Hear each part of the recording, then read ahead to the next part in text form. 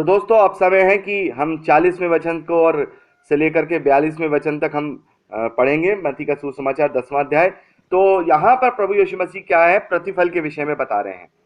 40वें वचन में प्रभु यीशु मसीह कहते हैं, जो तुम्हें ग्रहण करता है वह मुझे ग्रहण करता है, और जो मुझे ग्रहण करता है वह मेरे भेजने वाले को ग्रहण करता है। जो भविष्यद्वक्ता को भविष्यद्वक्ता जानकर ग्रहण करे वह भविष्यद्वक्ता का बदला पाएगा, और जो धर्मी जन को धर्मी जान करके ग्रहण करे वह धर्मी का बदला पाएगा। जो कोई इन छोटे में से एक को मेरा चेला जानकर केवल एक कटोरा ठंडा पानी पिलाए, मैं तुमसे सच कहता हूं कि वह किसी रीति से अपना प्रतिफल नहीं खोएगा। तो यहां प्रभु यीशु मसीह देखिए क्या बात कर रहे हैं।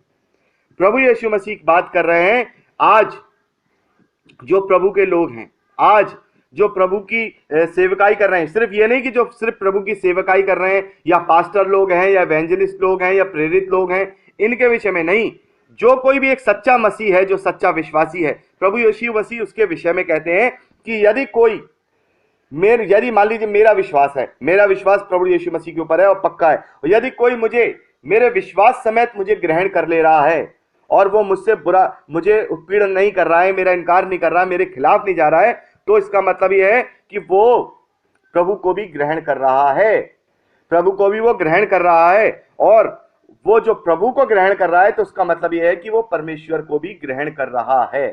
तो ऐसे लोगों को यदि हमारे जीवन में कोई ऐसा दिखाई देता है कि जो कोई हमें हमारी शिक्षाओं समेत और इस बात के लिए जो हमें अप्रिशिएट करता है कि नहीं, आप जो है अच्छी बात कर रहे हो ब्रदर, आप जो है प्रभु यीशु मसीह के पीछे चल रहे हो, और मैं भी जानता हूं प्रभु यीशु मसीह की शिक्षाएं अच्छी हैं और मैं भी जानना चाहता हूं, तो इसका मतलब यह है कि वो उद्धार को प्राप्त करना चाहता है। तो अब हमारी ये जिम्मेदारी है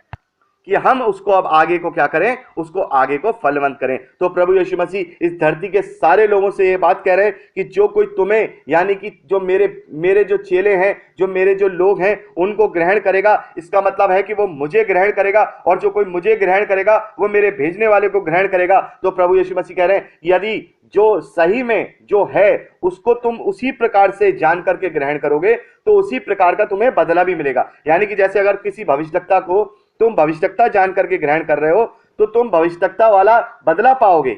और अगर किसी धर्मी जन को वाकई में कोई प्रभु यीशु मसीह की धार्मिकता में धर्मी है, उसे धर्मी जान करके धर्मी ग्रहण कर रहे हो, तो फिर तुम धर्मी का ही बदला पाओगे। प्रभु यीशु मसीह कहते हैं कि तुम इनमें से जो मेरे चेले हैं, जो मेरे लोग हैं, जो मेरी सेवकाई करते हैं, जो मेरे क्रूस को उठाए हुए हैं, उनमें को अगर तुम केवल एक ठंडा पानी भी पिलाओगे तो मैं तुमसे सच कहता हूं, उस ठंडे पानी के बदले में भी तुम अपने प्रतिफल को नहीं खोगे, वो प्रतिफल भी तुम्हें क्या मिलेगा, स्वर्ग के राज में मिलेगा। तो मैं बस छोटी सी एक बात यहां कहना चाहता हूं कि बहुत से लोग होते हैं कि किसी भी जो सेवकाई करने वाले हैं, जो भी प्रचारक हैं, उनके विषय में अच्छी तरह से जानते नहीं हैं और उनके ऊपर दोष लगाते हैं और उनको बुरा बुरा बोलते हैं। मैं बस एक बात कहता हूं कि दोष लगाने से क्या वो सुधर जाएगा?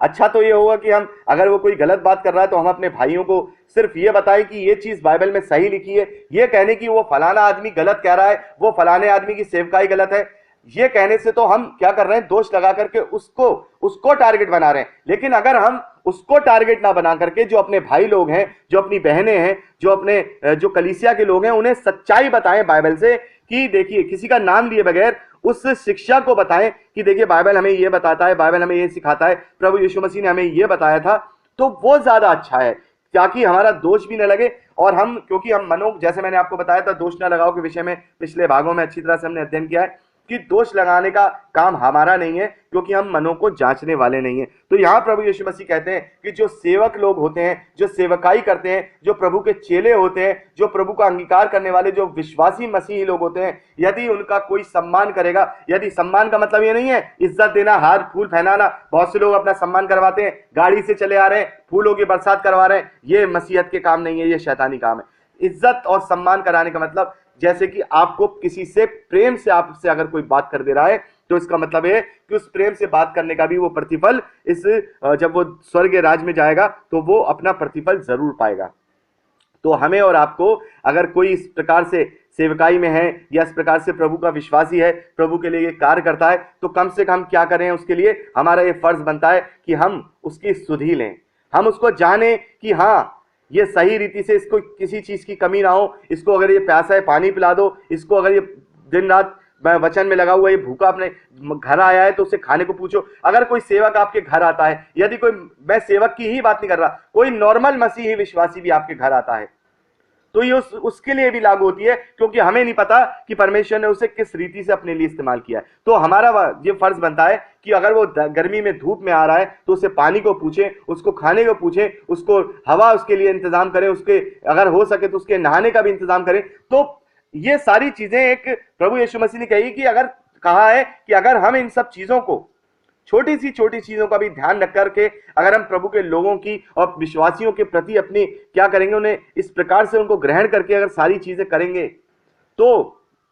प्रभु यीशु मसीह कहते हैं कि वो अपने प्रतिफल को किसी भी प्रकार से नहीं खोएंगे। तो प्रभु यीशु मसीह कहते हैं कि जो कोई मुझे ग्रहण करता है, वो जो कोई मेरे मानने वालों को ग्रहण करता है वो मुझे ग्रहण करता है, और जो कोई मुझे ग्रहण करता है वो मेरे भेजने वाले को ग्रहण करता है। तो जो हमें ग्रहण कर रहा है, जो हमें जो है विश्वास के साथ हमें ग्रहण कर रहा है, तो इसका मतलब वो प्रभु यीशु मसीह को ग्रहण कर रहा है। लेकिन उसका उद्धार नहीं है अगर हमें सिर्फ ग्रहण कर रहा है, क्योंकि उसे यीशु मसीह को ग्रहण करना पड़ेगा। हमें ग्रहण करने का मतलब यीशु को ग्रहण करना, लेकिन यीशु को ग्रहण करने का मतलब परमेश्वर को ग्रहण करना होता है। तो यदि कोई हमें ग्रहण करता है तो हाँ, उसका प्रतिफल वो पा सकता है, लेकिन वो केवल प्रभु यीशु मसीह को ही ग्रहण कर रहा है। अगर परमेश्वर को उसे ग्रहण करना है, अपने उद्धार को ग्रहण करना है, तो उसे प्रभु पर विश्वास पूरी तरह से करना होगा। तो दोस्तों, अभी हमने मत्ती के सुसमाचार उसके 10वें अध्याय को पहले वचन से लेकर के हमने 42वें वचन तक पूरा कर लिया है, और अब समय है कि हम 11वें अध्याय का